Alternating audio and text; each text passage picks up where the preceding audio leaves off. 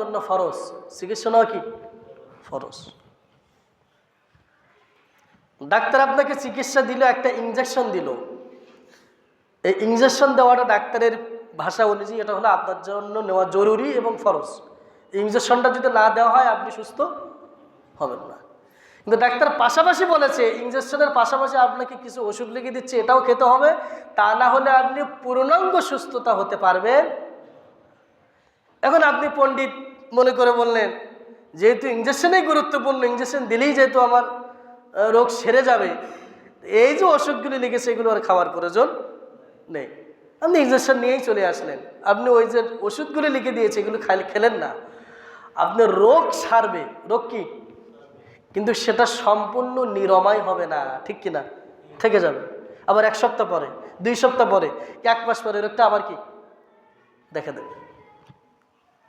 তাহলে ফরজের ইনজেকশনের পাশে আপনার ঘাটতিটা পূরণ করছে যে নফল, যে ওই যে ছোট ছোট ওষুধগুলি লিখে দিয়েছে এইগুলো আপনার ইনজেকশনের ঘাটতিটা বা অন্য যেগুলো ঘাটতি আছে সেগুলো পূরণ করে দিচ্ছে, ঠিক কিনা, খেতে হবে। ঠিক তদরূপ ফরজ নামাজ, ফরজ সালাত আমি পালন করি, এই ফরজ সালাত পালন করার ক্ষেত্রে আপনার আমার ত্রুটি হয়, খুশু খুশু থাকে না, মনোযোগ থাকে না। অনেক সময় কি প্রায় সময় আমাদের সালাতে মনোযোগ থাকে না, মনোযোগ এদিক ওদিক ছুটে যায়, এটাই স্বাভাবিক। স্ত্রী থাকে না, আল্লাযীনা হুম ফি সালাতিহিম খাশিউন, এই যে খাশিউন নামাজের মধ্যে আমাদের থাকে না, এদিক সেদিক ঘুরে যায় মনটা, মন স্থির থাকে না, অমনোযোগী হয়ে যায়। এ কারণেই এই যে সমস্যাগুলো ফজর নামাজে আমাদের হয় ফরজ নামাজগুলি দিয়ে, এই সমস্যাগুলো সমাধান করার জন্য কোন নামাজ, সুন্নাত নামাজ, অর্থাৎ ঘাটতি পূরণ করার জন্য হলো আপনাকে সুন্নাত নামাজ আদায় করতে হবে। এবং সুন্নাত পালন করা হলো রাসূল করিম সাল্লাল্লাহু আলাইহি ওয়াসাল্লামকে ভালোবাসার বহিঃপ্রকাশ। আপনি যে রাসূলকে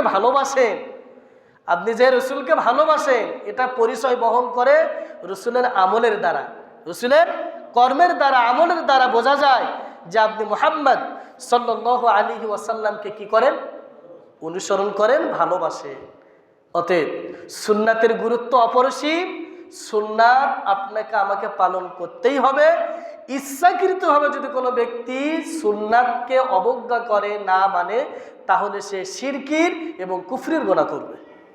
শিরক এবং কুফরির গুনাহ, অস্বীকার করার গুনাহ তার আমলনামায় যুক্ত হয়ে যাবে, সে কাফের হয়ে যেতে পারে, সে শিরককারী হয়ে যেতে পারে যদি কোনো ব্যক্তি ইচ্ছাকৃতভাবে রাসূল করিম সাল্লাল্লাহু আলাইহি ওয়াসাল্লামের সুন্নাতকে না মানে, অবজ্ঞা করে বা অস্বীকার করে।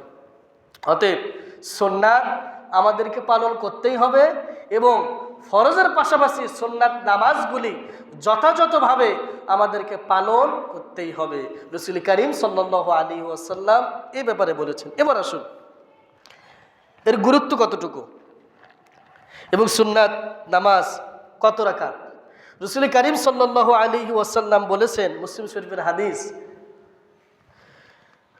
যে ব্যক্তি